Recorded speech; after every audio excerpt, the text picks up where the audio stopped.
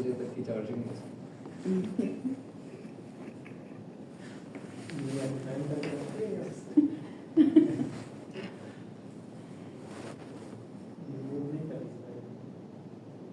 इसमें नहीं करते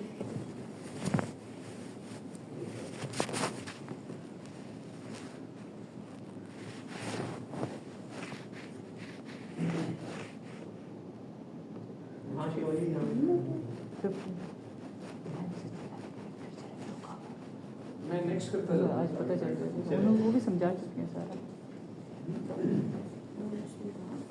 हाँ हेडिंग से तो वीकेंड पे छोड़ा हुआ था मतलब वीकेंड पे जैसे पूरा नाम जी अगर आप यहाँ पे भी उस पर भी अच्छा कर लिया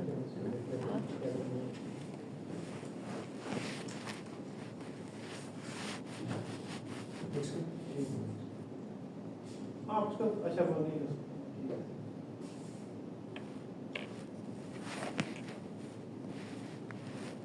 जी कुछ याद पड़ रहा है? अब आपको तो याद नहीं हो क्योंकि आपने लेक्चर लास्ट टाइम नहीं पढ़ा।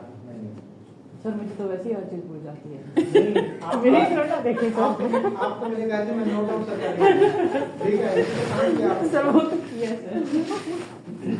हमने लास्ट टाइम लिटरेचर रिव्यू पढ़ा और लिटरेचर रिव्यू के अंदर हमने कहा कि हम डिफरेंट जो हमारे टॉपिक से रिलेटेड जितने भी आर्टिकल्स हैं वो डिस्कस करते हैं, बुक्स हो गई, वो आर्टिकल्स हो गए, वो कॉन्फ्रेंस प्रोसीडिंग्स हो गई, रिपोर्ट्स हो गई, थीसिस हो गए और इससे रिलेटेड जितने भी, ताकि हमारे जो सब्जेक्ट मैटर है, जो टॉपिक ऑफ इंटरेस्ट है, जो हमारे रिसर्च का टॉपिक है, उससे रिलेटेड जितने भी टर्म्स और वो स्पेसिफिकली नहीं है क्योंकि मैंने आपको कहा है कि हम तो फनल लाइक अप्रोच यूज करते हैं ताकि हमें जनरली कुछ मिले और फिर हम स्पेसिफिक कुछ अपने टॉपिक के साथ रिलेट करें। इंट्रोडक्शन में भी अगर आप देखें तो अभी जो आप देख रहे थे तो आप जनरली लिटरेचर में बेसिक अपना डिपेंडेंट डिस्क्राइब कर उसको जो है वो स्पेसिफाई करते हुए जो है वो अपने उस टॉपिक के साथ रिलेट करते हैं। अब क्वेश्चन आता है कि जो use and length of literature review varies based on the form research proposal dissertation और जनरल आर्टिकल, ये मैं आपको डिस्कस कर चुका हूँ। मैंने बताया था कि जो रिसर्च प्रपोजल होती है, ये जो डिसर्टेशन होता है, ये यूनिवर्सिटी टू यूनिवर्सिटी वेरी करता है, ठीक है। और हायर अच्छा जो पीएचडी की थी उसमें पर्टिकुलरली जो एचईसी है उसका क्राइटेरिया जो है हर कंट्री के अंदर अपना होता है कि 60,000 वर्ड्स होने चाहिए, 100,000 वर्ड्स होने चाहिए, ठीक है। और प्रपोजल का फिर विद इन यूनिवर्सिटी ये डिसाइड होता है कि प्रपोजल कितना होना चाहिए। अब आता है जनरल आर्टिकल का, तो ये भी अगेन वेरी करता है, यानी हर जर्नल की अपनी रिक्वायरमेंट होता है। कहीं पे आपको 6,000 वर्ड्स की रिक्वायरमेंट होता है कि मैक्सिमम 6,000 वर्ड्स का हो, ठीक है। कहीं पे होता है कि 8,000 वर्ड से ज्यादा नहीं होने चाहिए, किसी जगह पे 9,000 वर्ड से ज्यादा नहीं होना चाहिए, किसी जगह पे ये 10,000-12,000 तक भी जो है वो चला जाता है। जब हम किसी थीसिस से जो है वो अगर एक या दो पेपर हम एक्सट्रैक्ट करते हैं तो हम बहुत ज्यादा लिटरेचर उसमें लिख देते हैं, तो वो भी एक्सेप्ट हो जाता है। लेकिन ये जरूरी नहीं है कि कोई स्पेसिफिकली ये गाइडलाइन है कि लिटरेचर जो है वो इसके अंदर कितना होना चाहिए पर्टिकुलर आर्टिकल। जी नेक्स्ट करें। फंक्शंस क्या हैं, हम एक्चुअल में लिटरेचर को किस लिए सर्च करते हैं और पढ़ते हैं, रिव्यू क्यों करते हैं?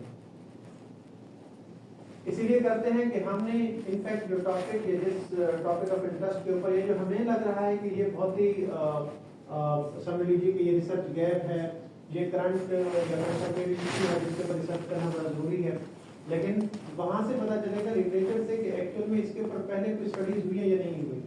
अब यहाँ पे दो ओपिनियन है।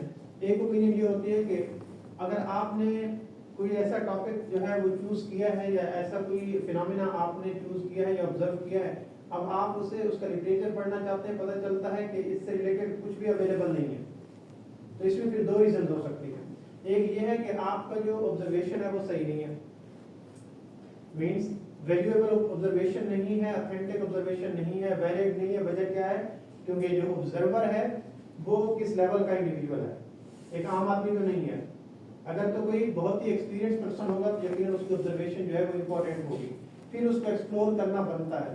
अदरवाइज जब मैं और आप लेट से कर रहे होंगे कोई चीज़, हम ऑब्जर्व करते हैं और हम फिर उस पर जाते हैं लिटरेचर चेक करने के लिए, तो पता चलता है इससे रिलेटेड कोई चीज़ अवेलेबल ही नहीं है, कोई लिटरेचर, कोई आर्टिकल, कोई बुक, कोई थीसिस, कुछ भी इसके ऊपर मौजूद नहीं है, कोई मैगजीन नहीं है, कोई आर्टिकल नहीं है, ठीक है, या ब्लॉग्स नहीं है। तो फिर हम ये समझते हैं कि ये टॉपिक शायद इतना ना तो इंटरेस्टिंग है ना इतना इम्पोर्टेंट है। अदरवाइज अगर इतना इम्पोर्टेंट होता तो दुनिया में कहीं ना कहीं इसके ऊपर कुछ ना कुछ लिटरेचर अवेलेबल होगा। जिससे फिर हमें डायरेक्शन मिलती है कि यस इसके ऊपर काम करने की जरूरत है। अभी भी आप लोग जो रिसर्च आर्टिकल पढ़ रहे हैं तो हमने जो टॉपिक आइडेंटिफाई किए हैं तो हमने अपने एस्पेक्ट से हमने यानी मैंने जब आप लोग को ये असाइन किए थे तो मैंने कुछ आर्टिकल्स पहले पढ़े, लेटेस्ट आर्टिकल पढ़े इसी से रिलेटेड जो मेरे माइंड में था कि एआई से रिलेटेड जो है वो ग्रीन से रिलेटेड सस्टेनेबिलिटी से रिलेटेड जो लेटेस्ट टॉपिक है वो क्या हो सकते हैं। अब जब मैंने वो आइडेंटिफाई किया तो मैं उस दिन फाइल भी लेके आया था, आप लोगों को याद है 32 टॉपिक्स जो है वो मैंने आइडेंटिफाई किए, लिखे और फिर उसको ले आया। उसमें फिर मुझे लगा कि नहीं आप लोगों को ये जो है वो असाइन कर देता हूँ। तो अब जब आपने लिटरेचर पढ़ा है तो अब आपको अंदाजा हो रहा है, जैसे मैं अभी वो अमेरिकन स्टडी का जिक्र कर रहा था 2020 वाला, अब इससे हमें अंदाजा हो रहा है कि ये इंपॉर्टेंट है और इसके ऊपर रिसर्च जो है वो हो रही है। और लिटरेचर से एक तो ये पता चलता है, ये वेरीफाई हो जाता है कि यस जो हम टॉपिक पर रिसर्च कर रहे हैं कि कुछ ना कुछ उसके ऊपर ऑलरेडी अवेलेबल है, कहीं ना कहीं पहले से ये इनिशिएट हुआ हुआ है।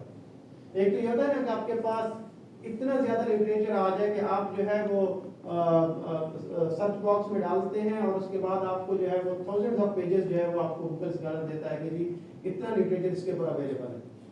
लेकिन समटाइम ऐसे होता है कि आप 2 या 3 पेजेस पे जाते हैं, उसके बाद जो है वो गूगल स्कॉलर की डायरेक्टरी में जर्नल्स के पास इससे ज्यादा आर्टिकल नहीं होते। तो इसका मतलब है कि वो कंटेम्परेरी इशू है और अभी उसके ऊपर रिसर्च जो है वो होना स्टार्ट हुई है। इससे हमें हेल्प मिलती है और इससे हमें अपनी पोजीशन का पता चलता है कि हमें एग्जिस्टिंग नॉलेज जो है वो क्या सपोर्ट कर रहा है और हम जिस फिनोमेना के ऊपर काम कर रहे हैं वो इतना ऑथेंटिक, वैलिड है, वैल्यूएबल है, उसके ऊपर रिसर्च करने की जरूरत है नहीं है। The key studies on the topic are critically summarised.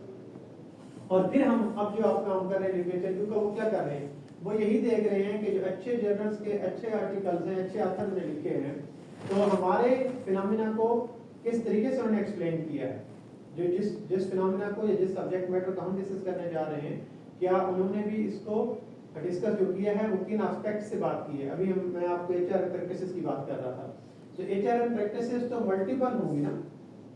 मैं बच्चों को एक एग्जांपल देता हूँ आमतौर के ऊपर, आप लोगों को भी मैंने एक दफा दी थी कि आप कहते हैं कि किसी कंपनी की सेल्स डिक्लाइन हो रही है, सिर्फ आपकी नजर में यही हो सकता है कि अगर आप एक कंपनी के सीईओ भी हैं या जनरल मैनेजर है तो आपको लगेगा कि अगर 10 डिपार्टमेंट हैं तो इन्हीं 10 डिपार्टमेंट्स की रिस्पॉन्सिबिलिटी है।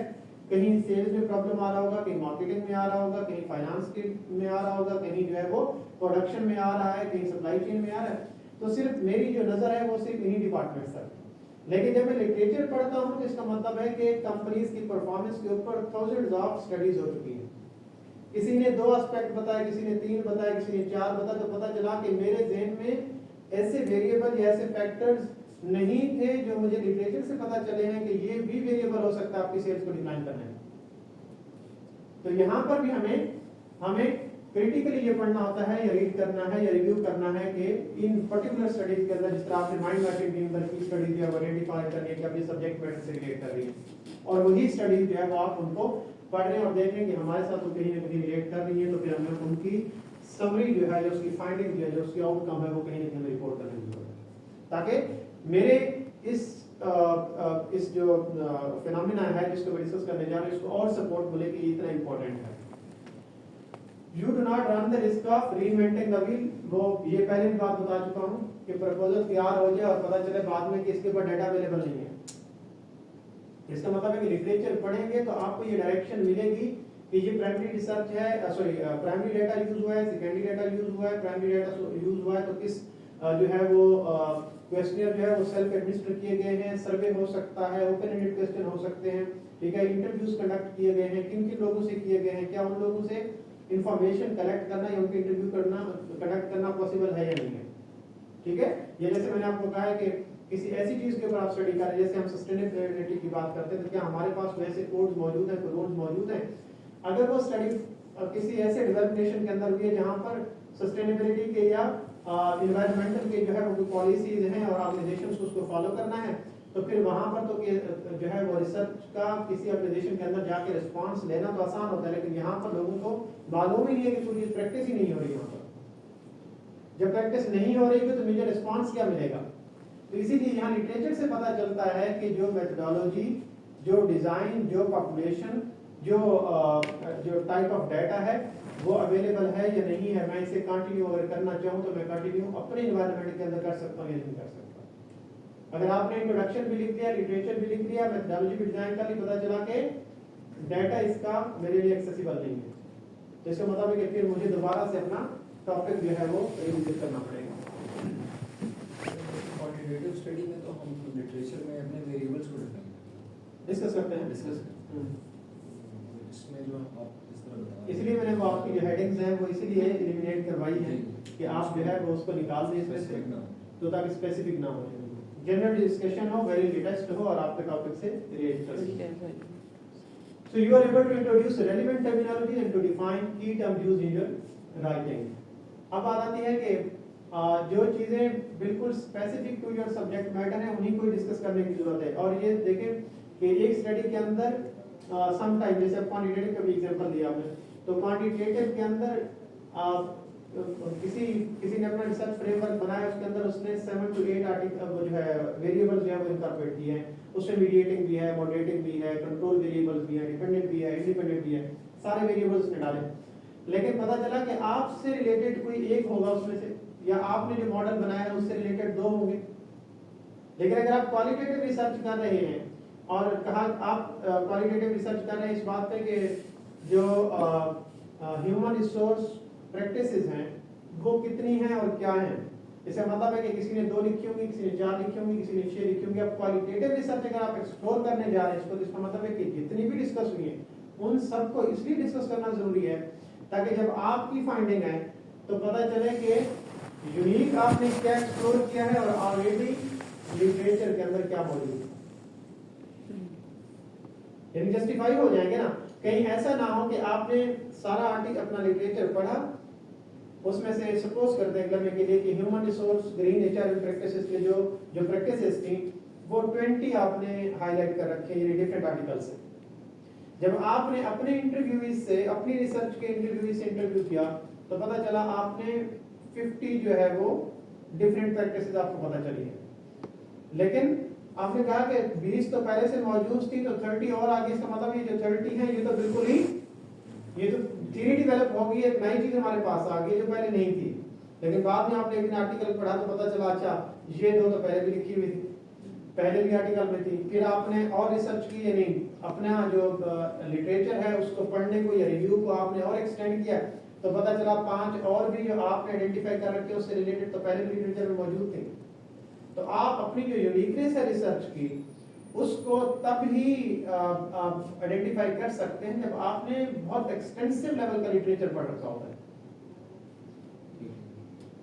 क्योंकि अगर आपने, जैसे मैंने आपको कहा कि आपको ये पता है कि आपके सिर्फ लिटरेचर, लिमिटेड लिटरेचर की वजह से आपको पता चला कि सिर्फ 20 ही प्रैक्टिसेस हैं ग्रीन प्रैक्टिसेस जो हैं एचआरएम की, और आपने अपने इंटरव्यूअर से जो कि बहुत ही एक्सपर्ट ऑफ द फील्ड था तो उससे आपने रिस्पांस दिया तो उसने आपको इतनी यानी मल्टीपल जो है वो प्रैक्टिसेस ने बताई है, तो आपने कहा कि ये तो सब जो है वो न्यू आ रही है, आपके माइंड में तो न्यू होगी ना, लेकिन एक्चुअल में उसके ऊपर पहले भी स्टडीज हो चुकी है। तो हम कोशिश क्या करते हैं कि हम ज्यादा से ज्यादा जो है वो अब क्वालिटेटिव के अंदर, इसलिए आपने देखा है कि लिटरेचर को हम स्पेसिफिक उसमें नहीं लिखते हेडिंग्स के अंदर, ताकि हम जनरल लिखें और जितना हमें मालूम हो सकता है उस टॉपिक से पर्टिकुलर रिलेटेड तो वो हम डिस्कस कर सकें, ताकि हमारी आने वाली फाइंडिंग्स का मतलब ये जस्टिफाइड हो कि जो वेरिएबल या जो मैं जो कंस्ट्रक्ट्स हैं वो एक्सट्रैक्ट किए हैं अपनी रिसर्च के अंदर, जो मेरी आउटकम है वो मैं पहले इतना डीपली से गो थ्रू कर चुका हूं कि मुझे पता है कि ये यूनिक चीज है, ये पहले कभी नहीं हुई। अदरवाइज क्या हो गया कि 5 वेरिएबल आपके नए आ गए, अब आपने एक एक वेरिएबल को उठा के उस स्कालर में डाला तो पता चला कि 10 साल पहले भी स्टडी हुई है इसके ऊपर, ये वेरिएबल पहले भी डिस्कस हुआ। आपने दूसरा वेरिएबल उठाया, उसको आपने डाला, पता चला कि तो 5 साल पहले इसके ऊपर स्टडीज हो चुकी हैं, उसके अंदर ये वेरिएबल डिस्कस हो चुका है, तो फिर आपकी तो उसमें यूनिकनेस जो है वो कहीं भी नजर नहीं आ रही, आपकी कोई थ्योरेटिकल जो कंट्रीब्यूशन है वो कहीं पे भी नजर नहीं आ रही। आपने कोई नया वेरिएबल जो एक्सप्लोरेटरी स्टडी का पर्पस है कि कोई नई चीज या नया आइडिया, कोई नई ऑब्जर्वेशन या नई फीलिंग या नया थॉट या कोई नई चीज आप लेके आ रहे हैं, तो वो तब ही आपको मालूम होगी जब आपका लिटरेचर एक्सटेंसिव लेवल का होगा। तो इसीलिए आप अपनी रिपोर्टिंग के अंदर मैक्सिमम लिटरेचर पढ़ते हैं उस टॉपिक से रिलेटेड, ताकि कोई चीज रह ना जाए, ताकि बाद में आपकी फाइंडिंग्स को अपने आप को जस्टिफाई ना करना पड़ेगा या दोबारा उसे रिसर्च ना करना पड़ेगा। भाई जो मेरे पास फाइंडिंग्स है कि कहीं ऑलरेडी पहले तो किसी लिटरेचर के अंदर मौजूद है या नहीं। You obtain useful insights from the research methods others have used to provide an answer to similar research questions. और आपको ये पता चलता है कि एक्चुअल में वो जो मैंने आपको तीन रिसर्च गैप बताए थे, थ्योरेटिकल, मेथोडोलॉजिकल और प्रैक्टिकल गैप। तो मेथोडोलॉजिकल गैप भी तभी फिल होगा जब आपने literature review, maximum literature review किया होगा। अगर आप ये क्लेम करें कि पाकिस्तान में कोई स्टडी नहीं, पाकिस्तान में इसके ऊपर स्टडी हो चुकी है आपकी इस टॉपिक के ऊपर, लेकिन आप ये क्लेम कर रहे हैं कि पाकिस्तान के अंदर जो स्टडीज हुई हैं उसके अंदर क्वालिटेटिव स्टडी नहीं हुई, ये आपका मेथोडोलॉजिकल गैप और इसको फिल करने के लिए आप काम कर रहे हैं। और पता चले कि आपने लिटरेचर एक्सटेंसिवली पढ़ा ही नहीं है, बल्कि पाकिस्तान में 5 स्टडीज इसके ऊपर कंडक्ट हो चुकी है और वो भी एक्सप्लोरेटरी हो चुकी है, तो कहां से पता चलेगा अगर लिटरेचर आपने ज्यादा से ज्यादा पढ़ रखा होगा। The research effort can be contextualized in a wider academic debate। तो क्वालिटेटिव के अंदर हम जितना कॉन्टेक्स्ट हमें एग्जिस्टिंग लिटरेचर से मिलता है उसको हम उतना ही जो है वो एक्सप्लेन भी करते हैं और इनकॉर्पोरेट करते हैं अपने लिटरेचर रिव्यू के अंदर, ताकि हमें बाद में किसी तरह की जो इन्वेंशन एक्चुअल में हम करने जा रहे हैं, जो इन डेप्थ स्टडीज करने जा रहे हैं, जो नई चीज लाने जा रहे हैं, ताकि वो हम लेके आ सकें। ओके, सो ये है आपके पास क्वालिटेटिव स्टडी के लिए लिटरेचर का क्राइटेरिया। अब आप लोगों को याद आ रहा है ये टेबल्स वगैरह जो लास्ट लेक्चर में मैंने रिवर किया आप लोगों को? नहीं याद आ रहे, लेकिन मुझे याद आ रहा है कि मैंने क्या क्या आप लोगों को पढ़ाया है। ओके, सो पहले क्या है, use of the literature, then criteria और examples of suitable strategy type. पहले वाला पढ़िए, use of literature.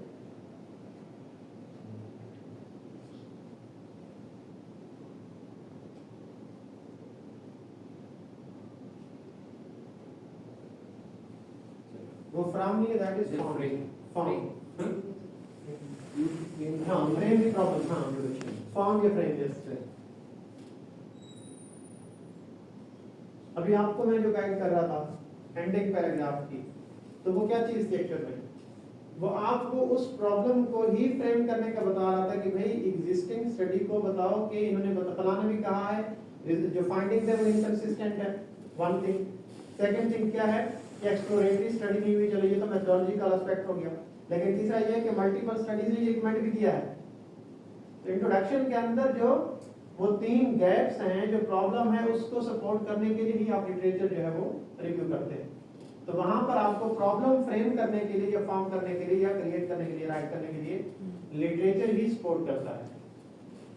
There must be some literature available। अगर लिटरेचर नहीं है तो प्रॉब्लम आपका सपोर्टिव नहीं है। आपको याद होगा मैंने कुछ कहा था कि अगर आपके पास कुछ आपके टॉपिक से रिलेटेड अगर स्टैटिस्टिक्स मौजूद है और वो स्टैटिस्टिक्स किसी गवर्नमेंट डिपार्टमेंट के हैं या प्राइवेट सेक्टर के कंपनीज के ही स्टैटिस्टिक्स हैं, किसी अच्छी वेल रिप्यूटेड और वैलिड स्टैटिस्टिक्स है, तो आप उनको इनकॉर्पोरेट करें ताकि आपका प्रॉब्लम और ज्यादा वैलिड नजर आए।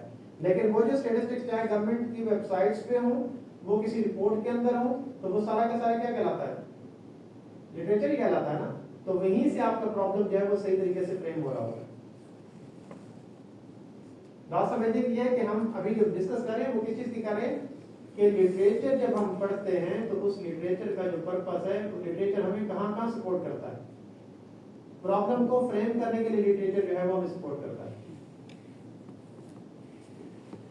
There must be some literature available। अभी आप लोगों ने बताया है एनवायरनमेंट का चेंज जो है, उसमें आपने ये लिखा है कि पाकिस्तान के अंदर जो है वो ग्रीन नेचर की आप बात कर रहे हैं, तो आपने ये बात अपने प्रॉब्लम के अंदर फ्रेम की है कि हमारे यहाँ जो डिस्ट्रक्शन हुई है फ्लड की वजह से, वो किस वजह से हुई है।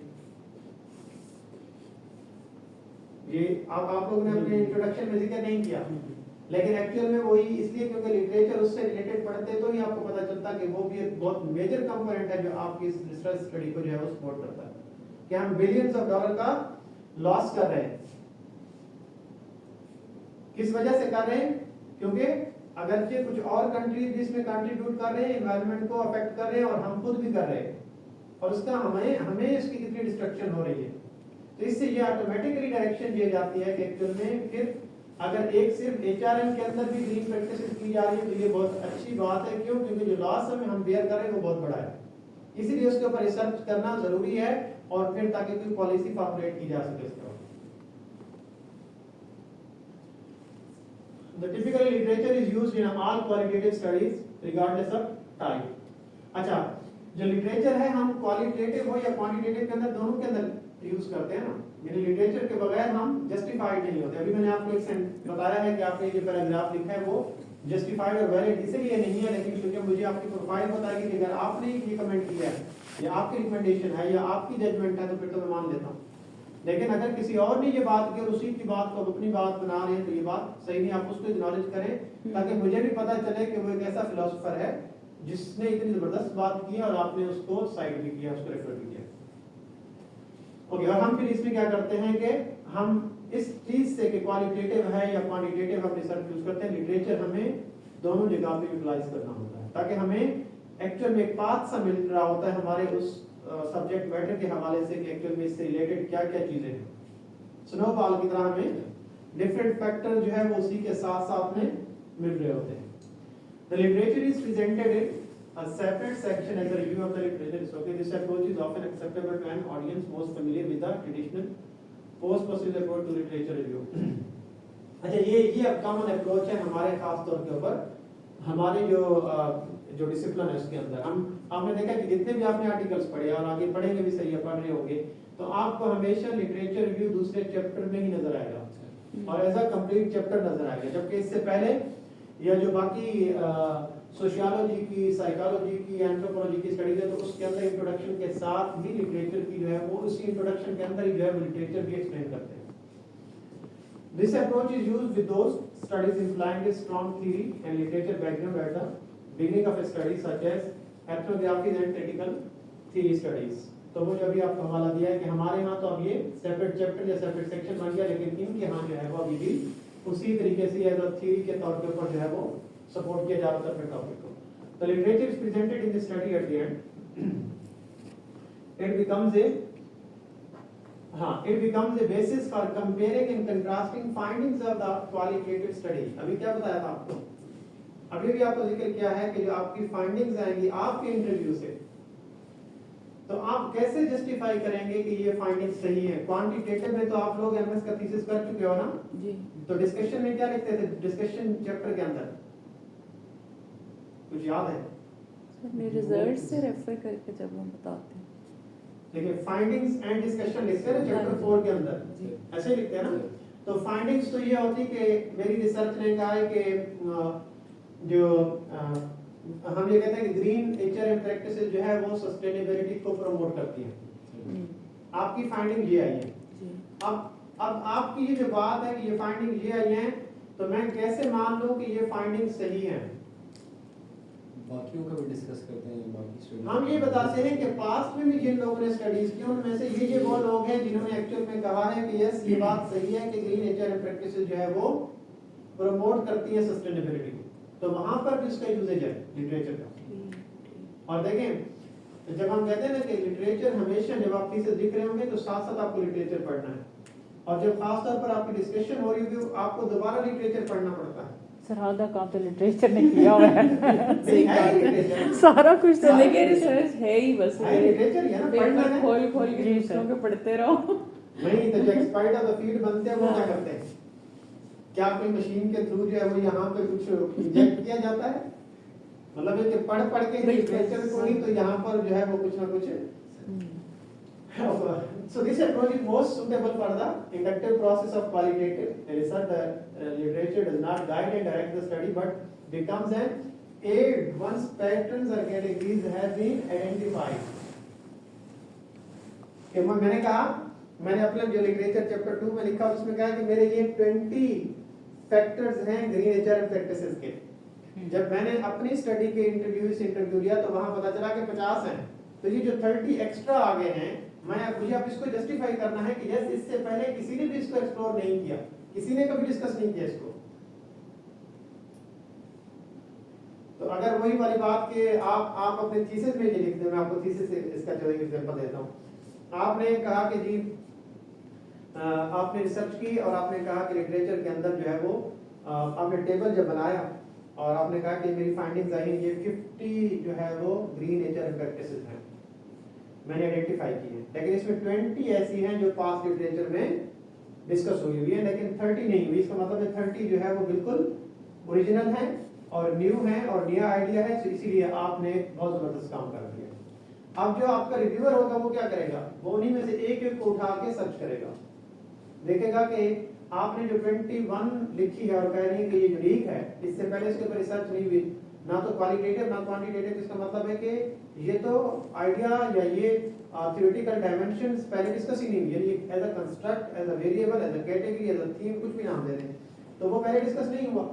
जब वो सर्च करते हैं तो पता चला ये तो पिछले 5 साल पहले भी डिस्कस हो चुका है, इसका मतलब है कि आपने लिटरेचर ही थॉरोली डिस्कस नहीं किया। तो यहाँ पर वो यही बात कर रहा है कि एक्चुअल में फिर आपको अपनी फाइंडिंग्स को या अपने थीम्स को या पैटर्न्स को जो आपने आइडेंटिफाई कर रखे हैं, जिसको हम वेरिएबल भी कहते हैं, कंस्ट्रक्ट भी कहते हैं, यहाँ तो हम कहते हैं ना कि पैटर्न्स है या कैटेगरीज है या थीम्स है, क्वालिटेटिव के अंदर वही पैटर्न या थीम हम बाद में इन्हीं को वेरिएबल कह रहे होते हैं ना, यही कंस्ट्रक्ट्स होते हैं। तो उन्हीं कंस्ट्रक्ट्स को लिटरेचर क्या करता है, सपोर्ट करता है कि जो आपने फिर यूनिक हमें आइडेंटिफाई करें, फिर उसके ऊपर बहुत केयरफुल होना पड़ता है कि क्योंकि मैं क्लेम कर रहा हूँ क्वालिटेटिव में, ये क्लेम करता हूँ कि ये 3-4 चीजें मुझे कहीं भी नजर नहीं है लिटरेचर में, तो तब ही मैं कहूँगा कि यस मेरी स्टडी की जो है वो ओरिजिनलिटी है। और मैंने इस एनवायरनमेंट, पाकिस्तान के एनवायरनमेंट के अंदर, अगरचे ये स्टडीज क्वालिटेटिव की अमेरिका के अंदर, यूके के अंदर या डेवलप्ड नेशंस के अंदर भी है, लेकिन हमारे एनवायरनमेंट के अंदर ये नई डायमेंशन जो है वो मैंने एक्सट्रैक्ट की है, जो पता चली है। और ये बड़ी बात भी नहीं होती कि यहाँ पे कोई बहुत बड़ा एक्सपर्ट मौजूद हो और वो आपको इंफॉर्मेशन दे जो कि पहले किसी स्टडी में जो है वो मौजूद ना हो। पॉसिबिलिटी मौजूद है, एनवायरनमेंट का फर्क है, तो यहाँ पे बिल्कुल डिफरेंट चीजें हो सकती है। So this approach is used in all types of qualitative design, but it is most popular with grounded theory, where one contrast and compare the theory with other theories found in the literature। वो पहले वाली बात की, वो theory support कर रही है, add कर रही है, तो आपको पता चलता है कि मैं काम कर रहा हूँ, मैं उससे अपने आप को डिफरेंशिएट कैसे करूंगा कि मैंने एक यूनिक चीज आइडेंटिफाई कर रखी है। Next slide. आप लोगों ने मुझे 7:15 का टाइम बताना है,